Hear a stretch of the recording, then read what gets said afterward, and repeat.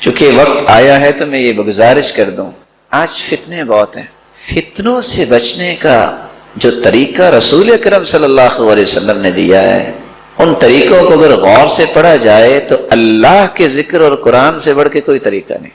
گھر گھر میں جادو، ٹونا اور نہ جانے کیا کیا نام ہے۔ عقبہ بن عامر رضی اللہ تعالی عنہ کہا کرتے تھے کہ امرنی رسول اللہ صلی اللہ علیہ وسلم ان اقرأ المعوذتین بعد کل صلاح، اللہ کے رسول صلی اللہ علیہ وسلم نے مجھے ہر نماز کے بعد آخری 2 سورتیں پڑھنے کا حکم دیا۔ جو شخص وہ شام کے اذکار کرتا ہے اور پھر ہر نماز کے بعد اذکار، اور اس روایت کی روشنی میں ہر نماز کے بعد آخری 2 سورتیں، اللہ کی رحمت اور اس کے فضل سے نہ اس پہ کبھی جادو ہوگا نہ کبھی ٹونا ہوگا۔ اس لیے آپ ذکر پہ کبھی سودے بازی نہ کیا کریں۔ اور حیرانگی ہوگی آپ کو یہ بات سن کے، امام ابن تیمیہ رحمۃ اللہ علیہ، ہم نماز پڑھتے ہیں نا، تو نماز کے بعد حالانکہ نیکی کی غرض ہوتی ہے، محبت ہی ہوتی ہے، ایک دوسرے سے سلام کرتے ہیں، آکے چلو جی کوئی معزز آدمی آیا، ان سے کوئی سلام کرنا چاہتے وہ اپنے منہ پہ ہاتھ رکھ لیتے، کیونکہ اس وقت سنت کیا ہے؟ ذکر کرنا، سلام لینا نہیں ہے۔ اور ساتھ کہتے ہادی غدوتی، یہ میرا کھانا ہے، اگر میں نے یہ کھانا نہ کھایا تو میں زندہ ہی نہیں رہ سکتا۔ ذکر کرنے کے بعد پھر ملتے، اور ان کا اخلاق کتنا عالی تھا۔ اس لیے نماز کے بعد ذکر پہ آپ کبھی کمپرومائز نہ کیا کریں۔ اور اس کی ایک اور وجہ ہے، صحیح بخاری کی روایت اگر میں ساتھ ملاؤں، جو شخص فرض نماز پڑھتا ہے اور اپنی جگہ پہ بیٹھا رہتا ہے، اپنی جگہ سے کیا مراد ہے؟ میدان فی مصلی، جہاں اس کے قدم ہے، جہاں اس نے سجدہ دیا، یہ جگہ اس کی ہے، اپنی جگہ پہ بیٹھ کے ذکر کرتا ہے، اللہ کے نورانی فرشتے اس کے لیے 3 دعائیں کرتے ہیں۔ پتہ ہے ان فرشتوں کی تعداد کتنی ہے؟ دوسری صحیح بخاری کی روایت ہے کہ ان للہ ملائکۃ سیارۃ فضلا، اللہ کے کچھ موبائل فرشتے ہیں جو ہر وقت زمین میں گردش کرتے رہتے ہیں، یبتغون مجالس الذکر، اور وہ اللہ کے ذکر کی مجالس کی تلاش میں ہوتے ہیں۔ فإذا وجدوا ذلك جلسوا معهم، اگر ان کو کوئی ایسی مجلس مل جائے تو وہ بھی بیٹھ جاتے ہیں۔ وہ کتنے ہوتے ہیں؟ حتى يملأ ما بين السماء والأرض، زمین اور آسمان کا خلا ان فرشتوں سے بھر جاتا ہے۔ ویسے کتنے کو ہو سکتے ہیں؟ اس کی تعداد میں اور آپ اندازہ کر سکتے ہیں؟ جس شخص کے لیے اتنے فرشتے 3 دعائیں کریں، اور دعا کیا ہے؟ اللہم اغفر لہ، اے اللہ اس کو معاف کر دے، اللہم تب علیہ، اے اللہ اس کی توبہ کو قبول فرما لے، اللہم ارحم، اللہم اغفر لہ، اللہم تب علیہ، اللہ اس پہ رحمت کی برکھا برسا دے۔ جس کو 3 دعائیں کھربوں فرشتوں کے مل جائیں، اور یہ بات طے شدہ ہے، فرشتوں کی دعا رد نہیں ہوتی۔ کائنات میں کوئی ایسا شخص نہیں ہے جو یہ کہہ سکتا ہو کہ میری دعا رد نہیں ہوتی، لیکن فرشتوں کے بارے میں قرآن نے کہہ دیا ہے۔ کیوں رد نہیں ہوتی فرشتوں کی دعا؟ کیونکہ فرشتے کسی کے لیے دعا اس وقت تک کرتے ہی نہیں جب تک اللہ کا حکم نہ آ جائے، اور اللہ رب العزت اس وقت تک فرشتوں کو دعا کا حکم دیتے ہی نہیں جب تک اپنے بندے سے راضی نہ ہو جائیں۔ اس سے بڑا سعادت مند کون ہے کہ جس کے لیے کھربوں فرشتے دعا کریں اور وہ نماز پڑھنے آیا ہے اور 3 دعائیں قبول ہو جائیں، تو اس سے بڑا کوئی سعادت مند ہے؟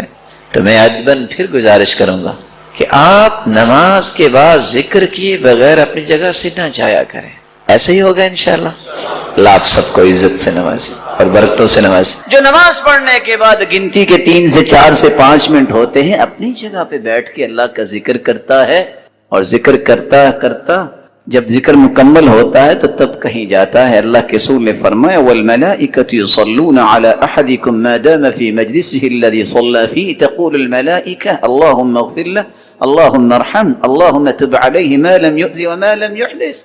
بندہ اپنی جگہ پہ بیٹھ کے ذکر کر رہا ہے، 1 نہیں، 10 نہیں، 10 لاکھ نہیں، کھربوں فرشتے اس بندے کے لیے دعا کرتے ہیں، اللہ اس کو معاف کر دے، اللہ اس پہ رحمت کا نزول فرما دے، اللہ اس کی توبہ قبول۔ یہاں میں ادبن گزارش بھی کروں گا، دعا کی 2 قسمیں ہیں، دعائے مسئلہ اور دعائے ذکر۔ اللہ سے کچھ مانگنا یہ بھی دعا ہے، جو اللہ کے ذکر میں لگ جاتا ہے اللہ اسے وہ دیتے ہیں جو دعا مانگنے والوں کو بھی نہیں دیتے۔ مت دھوکے میں آئیے کسی کے سلام پھیرا اور ہاتھ اٹھائے، اللہم انت السلام ومنک السلام والیک یرجع السلام، دو چار لفظ بولے اور کہا کہ ٹھیک، اور سارے اٹھ کے چلے جاتے ہیں۔ سنت یہ ہے نماز کے بعد اللہ اکبر استغفر اللہ کان اذا سلم استغفر ثلاثا، اللہ کے رسول جب سلام پھیرتے تو 3 مرتبہ استغفار کرتے، استغفر اللہ استغفر اللہ استغفر اللہ اللہم انت السلام ومنک السلام۔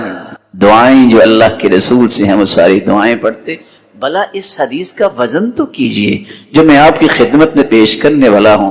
من سبح اللہ 33 وحمد اللہ 33 وکبر اللہ 34 حطت عنہ خطایاہ وان كانت مثل زبد البحر، 33 مرتبہ سبحان اللہ، 33 مرتبہ الحمدللہ، 34 مرتبہ اللہ اکبر کہہ دے، سمندر کی جھاگ جتنے بھی گناہ ہوں اللہ سارے صاف کر دے۔ ذرا اس حدیث کا بھی وزن کر کے دیکھیے میرے معزز اور مکرم اور محتشم بھائیوں اور بزرگوں، من قرأ آیت الکرسی بعد کل صلاۃ مکتوبہ، جو فرض نماز کے بعد آیت الکرسی پڑھ لیتا ہے اس کے اور جنت کے درمیان صرف موت کا پردہ حائل ہوتا ہے۔ جس دن آنکھیں بند ہوگی جنتی مہمان ہو۔ بیٹھ کے ذکر کی، گنتی کے 4، گنتی کے 5 منٹ، اور یاد رکھنا اپنے چھوٹے بھائی کی بات۔ میں اٹھ کے جاتا ہوں کہ شاپ کھولوں گا میرے کلائنٹس اور میرے فلاں، یاد رکھنا دینے والا کون ہے؟ جس نے دینا ہے اس سے بھاگ کے جاؤ، اور جس نے بلکہ لینا ہے اس کی طرف جاؤ۔ یہ ویسے بھی عقل کا کوئی اچھا فیصلہ نہیں لگتا۔ گنتی کے 4 سے 5 منٹ گزارنے سے میں اور آپ 1 یا 2 یا 4 یا 6 لوگوں کو کہتے ہیں دعا کرنا، اور جس کے لیے کھربوں فرشتے دعا کر رہے ہوں بغیر کہے ہی، اس سے بڑا بھی کوئی خوش نصیب ہے دنیا میں؟ آپ صلی اللہ علیہ وآلہ وسلم نے سلام کے بعد بیٹھ کے ذکر کیا ہے۔ ان اذکار سے، ان دعاؤں سے فرار حاصل کرنا یہ اصل میں خسارے کا کام ہے۔ اور میری سمجھ سے ظاہر ہے کہ وہ بیچارے جن کو میں فکری مسکین ہی کہہ سکتا ہوں، اللہ تعالیٰ ان کے حال پہ رحم فرمائے، جو امت کو بجائے یہ ذکر سکھانے، یہ دعائیں سکھانے کے بعد، سلام پھیرنے کے بعد کچھ پڑھنے کے بجائے نہ جانے کیا پڑھتے ہیں، ہاتھ اٹھتے ہیں اللہم انت السلام ومنک السلام والیک یرجع السلام وحینا ربنا بالسلام کہہ کے چہرے پہ ہاتھ پھیر کے کہتے ہیں دعا بھی ہوگی، سب کچھ ہو کر لوگ چلے جاتے ہیں۔ جب تک بندہ اپنی جگہ پہ بیٹھ کے ذکر کرتا ہے اتنے فرشتے آسمانوں سے اترتے حتی یملأ ما بین السماء والارض، زمین اور آسمان کا خلا فرشتوں سے بھر جاتا ہے، جو 3 دعائیں کرتے ہیں، یا اللہ اسے معاف کر دے، اس پہ رحمت فرما، اس کی توبہ کو قبول فرما۔ دیانت داری سے بتائیے ایک نماز بندہ پڑھے، اپنی جگہ پہ بیٹھا ذکر کر رہا ہے جو اللہ کے رسول نے سکھائے ہیں، اگر اس کی بخشش ہو جائے، اس میں رحمت کا نزول ہو جائے، اس کی توبہ قبول ہو جائے، تو اس سے بڑا بھی کوئی دنیا میں خوش نصیب ہے؟ اس لیے میرے معزز، میرے محترم، ان دعاؤں کو یاد کیجئے، ان اذکار کو یاد کیجئے۔ سلام کہنے کے بعد ہمیں کیا کرنا چاہیے؟ رسول اللہ صلی اللہ علیہ وسلم کے صحابی عبداللہ ابن عباس رضی اللہ تعالیٰ عنہ سے مروی ہے اور فرماتے ہیں كنا نعرف انقضاء صلاة النبی صلی اللہ علیہ وسلم بالتکبیر، جب نماز ختم ہوتی تو ہمیں پتہ چل جاتا۔ کیسے؟ صحابہ کرام کہتے اللہ اکبر۔ پتہ کیسے چلتا کہ نماز ختم ہوگی ہے؟ سلام کہنے کے بعد اللہ اکبر الفاظ بولتے ہیں، تکبیر۔ اللہ اکبر کہنے کے بعد رسول اللہ صلی اللہ علیہ وسلم جب سلام پھیرتے استغفر ثلاثا، 3 مرتبہ استغفر اللہ استغفر اللہ استغفر اللہ کہتے، وقال اور پھر یہ کہتے اللہم انت السلام ومنک السلام تبارکت یا ذا الجلال والاکرام۔ ان الفاظ کو بھی ادا کیا کرتے۔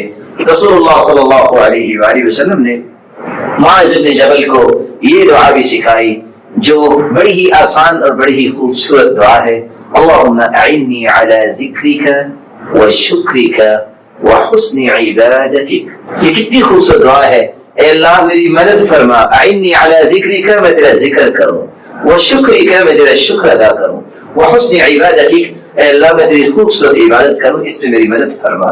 اور مغیرہ بن شعبہ رضی اللہ تعالیٰ عنہ بیان کرتے ہیں اللہ کے رسول صلی اللہ علیہ وسلم نماز کے بعد یہ دعا بھی پڑھا کرتے، لا الہ الا اللہ وحدہ لا شریک لہ لہ الملک وله الحمد وهو على كل شيء قدير اللهم لا مانع لما اعطيت ولا معطي لما منعت ولا ينفع ذا الجد منك الجد. لا الہ الا اللہ، اللہ کے سوا کوئی عبادت کے لائق نہیں، وحدہ لا شریک ہیں، ساری بادشاہی اسی کے ہاتھ میں ہے، ساری تعریفیں اسی کے لیے ہیں، وہی ہر چیز پہ قادر ہے.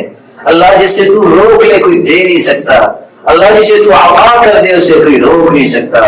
اے اللہ تیری ہی بادشاہت ہے.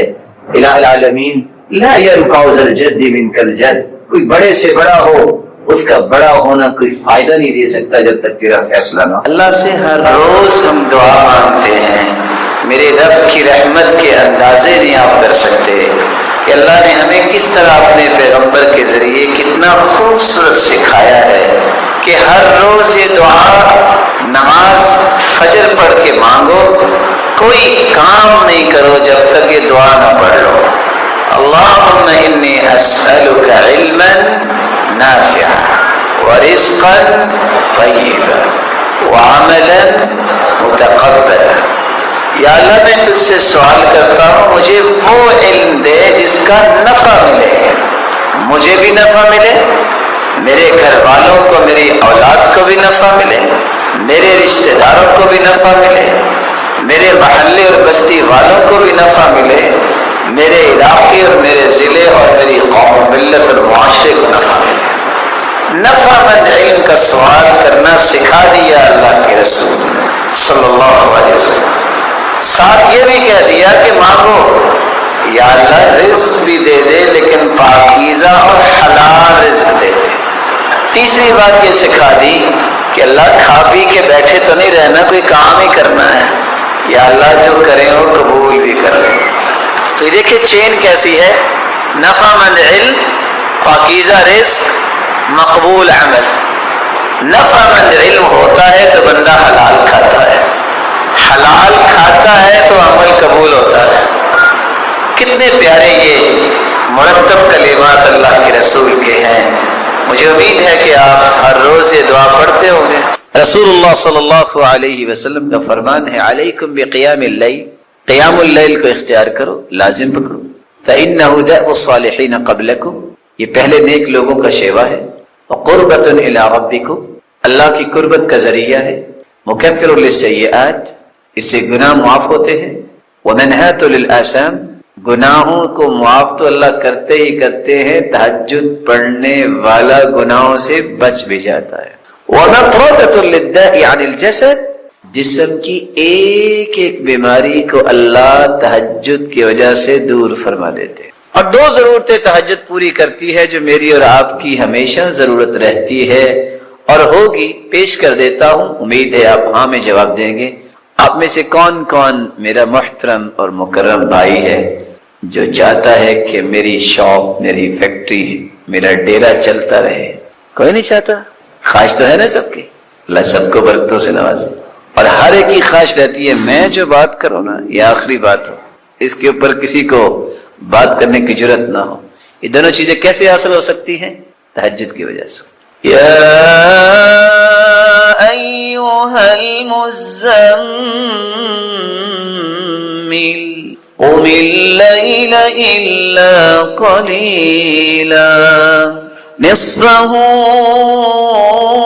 او انقص منه قلیلا او زد علیہ ورتل القرآن ترتیلا إنا سنلقي عليك قولا ثقيلا إن ناشئة الليل هي أشد وطئا وأقوم قيلا. إن ناشئة الليل هي أشد وطئا ووطاء وأقوم قيلا.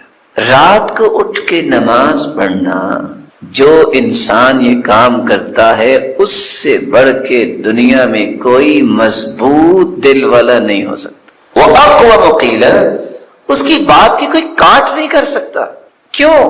اللہ تعالیٰ اس کی زبان کو اپنی نگرانی میں لے لیتے ہیں. وہ بات ہی ایسی ہوتی ہے جس کا انکار ممکن نہیں ہوتا. اس لیے تو رسول اللہ صلی اللہ علیہ وآلہ وسلم نے صحابہ کرام کو کیسے کیسے اس چیز کی رغبت دلائی. آپ نے فرمایا من قام بعشر آیات لم یکتب من الغافلین، 10 آیتیں جو اللہ کے سامنے کھڑے ہو کے پڑھ لے اس کا غافلوں سے نام کاٹ دیا جاتا ہے. دوسرے انداز میں بھی آپ کی خدمت میں پیش کر دیتا ہوں. 10 آیتوں سے مراد کیا ہے؟ آپ میں سے کس کس میرے محترم کو سورۃ الفلق اور سورۃ الناس یاد ہے؟ آپ کو قرآن کا کوئی سب یاد نہیں ہے؟ اٹھ کے 2 سورتیں پڑھ لیں، 2 سورتوں کی 11 آیتیں. آپ کبھی غافل نہیں ہوں. شریعت کو دیکھیے، اللہ کے رسول نے کان یقوم فی اول اللیل وفی آخرہ وفی وسطہ. آپ نے تہجد رات کے شروع میں بھی پڑھی، آخر میں بھی پڑھی، درمیان میں بھی پڑھی. جب آپ کو موقع ملے. آپ یہ 3 موقع اختیار نہیں کر سکے.